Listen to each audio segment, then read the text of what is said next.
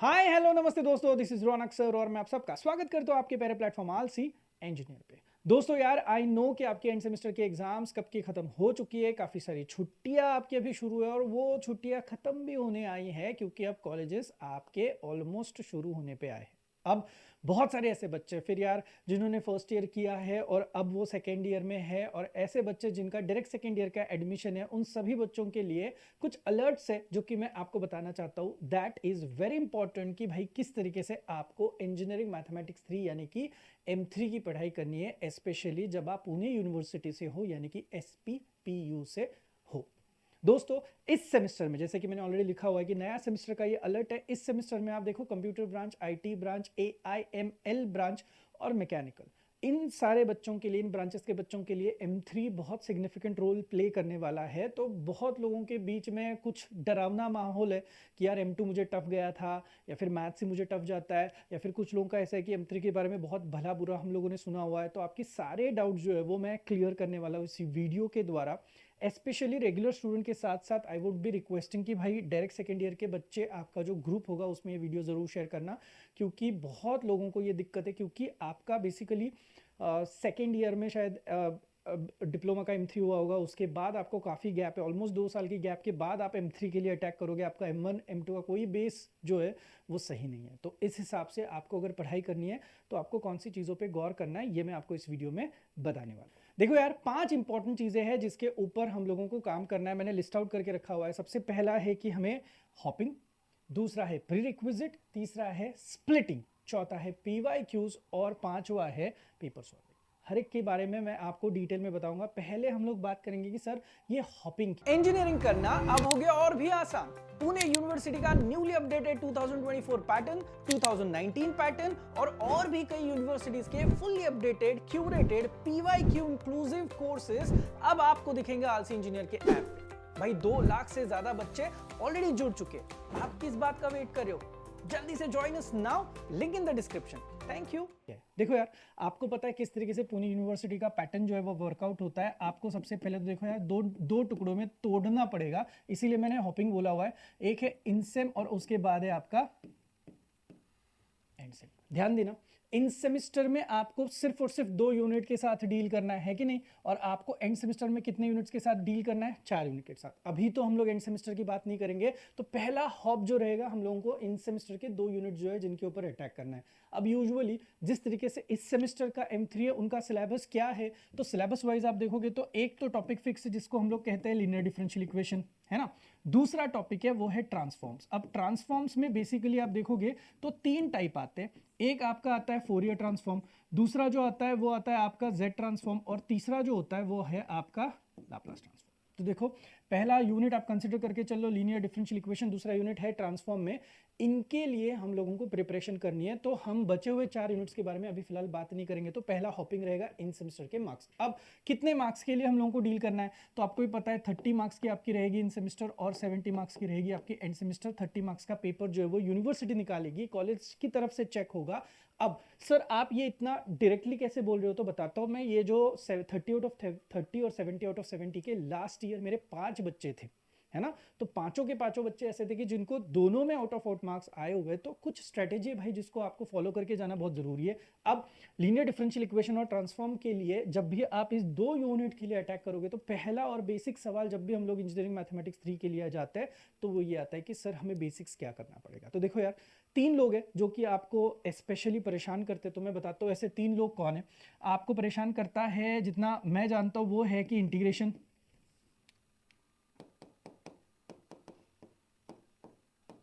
है ना। उसके बाद डेरिवेटिव एंड ट्रिग्नोमेट्री। लेकिन मैं आपको सजेस्ट करूंगा इन तीनों के साथ साथ एक और बंदा है जिसका आपको स्पेशली ख्याल रखना पड़ेगा, वो है यूसेज ऑफ कैलकुलेटर। तो ऐसी 4 चीजें जिनके ऊपर आपको काम करना पड़ेगा। आप बोलोगे सर क्या आप पूरा इंटीग्रेशन सीखे? इतना डीप में है, इतना बड़ा है, उसी का तो डर था यार हम लोगों को। तो मैं आपको बता दूं, इंटीग्रेशन, डेरिवेटिव और ट्रिग्नोमेट्री का ऑलमोस्ट 40 मिनट्स के अराउंड मेरा एक छोटा सा वीडियो है। वो वीडियो की लिंक मैं आपको एक तो डिस्क्रिप्शन में दे दूंगा, यूट्यूब पे अवेलेबल है। नहीं तो आपको बस क्या काम करना है मैं बताता हूँ। आप ऐप डाउनलोड करो, सुनो मेरी बात, कोई पैसा नहीं लग रहा है इस चीज़ का। ऐप डाउनलोड करो, आपका जो भी कोर्स है उस कोर्स के अंदर जाओ, अंदर जाने के बाद आपको सबसे पहले एक फोल्डर दिखाई देगा जिसका नाम है प्री रिक्विजिट। क्या नाम है फोल्डर का? ही नाम प्री रिक्विजिट। प्री रिक्विजिट के अंदर जाओगे तो आपको पहले तो इंटीग्रेशन, डेरिवेटिव और ट्रिग्नोमेट्री जो हम लोगों को स्पेशली M3 के लिए लगता है उतना उतना मैंने यहाँ पे कवर करके दिया हुआ है। 40-50 मिनट का काम है।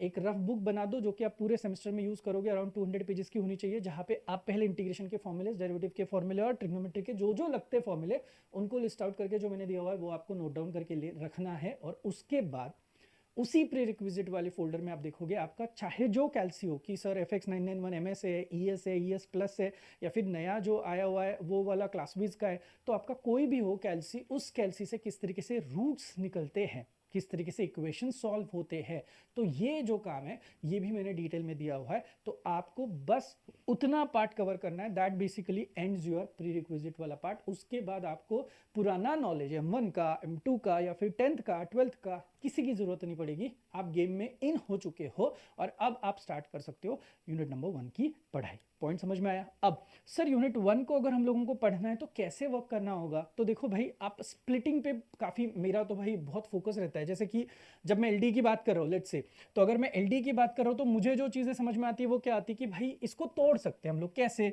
एक होता है किस तरीके से YC फाइंड करना, फिर होता है YP को फाइंड करना। लेकिन जब आप YP को फाइंड करोगे तो YP खुद जो है वो 3 लोगों से बना हुआ है ना। तो एक जनरल मेथड होती है, एक शॉर्टकट मेथड होती है, एक वेरिएशन ऑफ पैरामीटर की मेथड होती है। तो आपको ब्रेकडाउन करके पढ़ना होगा कि भाई मैं पहले आज YC वाला पार्ट कवर कर लेता हूँ, फिर मैं शॉर्टकट मेथड की जो 7 केसेस है उनको कवर कर लेता हूँ, फिर उसके बाद मैं जाऊंगा वेरिएशन ऑफ पैरामीटर को, फिर मैं जाऊंगा कॉचीज लीजेंडर्स को। ऐसे आपको टॉपिक बाय टॉपिक ब्रेकडाउन करके पढ़ना पड़ेगा। और पढ़ोगे तो क्या, सबसे पहले तो कॉन्सेप्ट एंड जो फॉर्मूलाज है ना उससे रिलेटेड, वो सारे फॉर्मूलाज आपको, वो जो आपकी 200 पेजेस की नोटबुक है ना उसमें टॉपिक बाय टॉपिक फॉर्मूलाज लिखने। फॉर्मूला तो लिखोगे आप, लिखने के बाद पढ़ोगे क्या क्या? तो देखो यार, आपको पढ़ना पड़ेगा। सबसे पहले जो पार्ट कवर करना है वो है PYQs। PYQs क्यों कवर करने में बताता हूँ। आप बोलोगे क्या सर मजाक कर रहे हो? फॉर एग्जाम्पल अभी अगर हम ब्रांचेस के हिसाब से जाओ तो आप पकड़ के चलो कंप्यूटर IT है, AI ML है ना, या फिर मैकेनिकल है, या फिर बाकी भी ब्रांचेस है। तो फॉर एग्जांपल अगर मैं मैकेनिकल का बच्चा हूँ तो मुझे अगर पढ़ाई करनी है तो मैं PYQ सिर्फ मैकेनिकल के करूँ। तो आपको बता दूँ मैं स्पेशली क्या करता हूँ। आपके पास शायद आपको दिखाई देगा कि भाई सिर्फ इनसेम के बारे में बात करूँ तो 2 ही इनसेम के पेपर हुए मैकेनिकल के, या फिर कॉम्प IT के हो सकता है कि प्रीवियस 2 ही पेपर्स आपके पास अवेलेबल है। अब 2 पेपर अवेलेबल है मतलब ज़्यादा से ज़्यादा क्या पढ़ सकते हो, और ज़्यादा स्कोप है नहीं। तो मैंने क्या करा हुआ है मैं बताता हूँ। पहले मैंने क्या किया वो बताता हूँ। जैसे कि लीनियर डिफरेंशियल इक्वेशन आप देखोगे तो पुणे यूनिवर्सिटी के हर एक ब्रांच के लिए पहला यूनिट यही है। तो मैंने क्या करा है, इलेक्ट्रिकल की ब्रांच हो, सिविल की ब्रांच हो, ENTC की ब्रांच हो, जैसे कॉम की हो, IT की हो, सारे के इंस्ट्रूमेंटेशन की हो, इन सारे लोगों के जो इन सेम के पेपर हुए उन पेपर से डेटा एक्सट्रैक्ट करके लीनियर डिफरेंशियल इक्वेशन का सारा पूरा का पूरा कंटेंट जो है वो क्रिएट किया गया है। ये मैंने मेरे ऐप पे बनाया। अब आपको पढ़ना है ऐप से, पढ़ना है ऐप से पढ़ो, नहीं पढ़ना है ऐप से तो आपके पास यही ऑप्शन है कि आप क्या करो, जितने सारे प्रीवियस पेपर्स है जो कि लीनियर डिफरेंशियल इक्वेशन को बेसिकली अलाइन करते हैं वो सारे के सारे आपको वर्कआउट करने पड़ेंगे टॉपिक बाय टॉपिक स्प्लिट करके।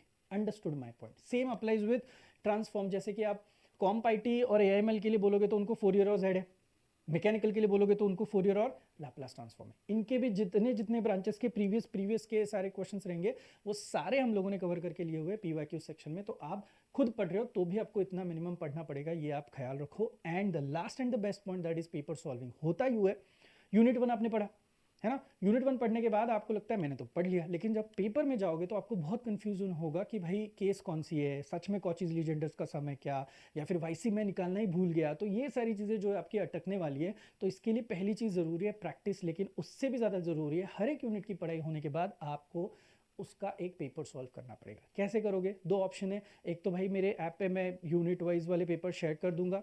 ऑफलाइन आ रहे हो तो ऑफलाइन तो बहुत तगड़ी यूनिट वाइज टेस्ट होती है, नहीं तो कॉलेज में आपकी यूनिट टेस्ट होती है। प्लीज़ उसको सीरियसली लेना सीखो। वहाँ पे यूनिट 1 यूनिट 2 अगर इकट्ठा ले रहे तो ठीक, जो भी आपका इनसेम का सिलेबस है उस हिसाब से टेस्ट हो रही तो वैसे प्रिपेयर करो, लेकिन प्लीज़ टेस्ट देना बिल्कुल मत छोड़ना, उसको सीरियसली लेना ही आपको पड़ेगा। इस चीज़ का आपको ख्याल रखना पड़ेगा। देखो यार, इतना करोगे तो पहला हॉपिंग आपका कंप्लीट हो जाएगा। दैट क्लियरली इंडिकेट्स कि भाई हम लोग इनसेम के 30 मार्क्स के लिए अटैक करेंगे। याद रखना पहली बात, इनसेम को ही सीरियसली लो, बिकॉज मैंने बहुत सारे ऐसे बच्चे देखे हुए हैं, मैंने वीडियोस भी बनाए इस पे कि भाई इन सेमेस्टर में ही बच्चे पास नहीं हो पा रहे। अगर आप इन सेमेस्टर में 12 मार्क्स भी नहीं लेके आ रहे हो, अगर आपने इन सेमेस्टर में 10 लेके आए हो आप, तो इन सेमेस्टर में आपका लोड बढ़ जाता है, आपको वहाँ पे 30 लाने पड़ेंगे तो मिनिमम पासिंग के लिए। तो ये जो कॉम्बिनेशन है ना कि भाई एंड सेम पे हम लोगों को काफ़ी दबाव आता है, वो दबाव हटाने के लिए बहुत ज़रूरी है कि आपको इन सेम के लिए फोकस करना है। और एक बात, इनसे में 2 यूनिट पढ़ लिया खत्म ना भाई, आगे बचे हुए 4 यूनिट पूरे अलग है, इससे उसका कोई वास्ता नहीं है, इसीलिए आप कर लो,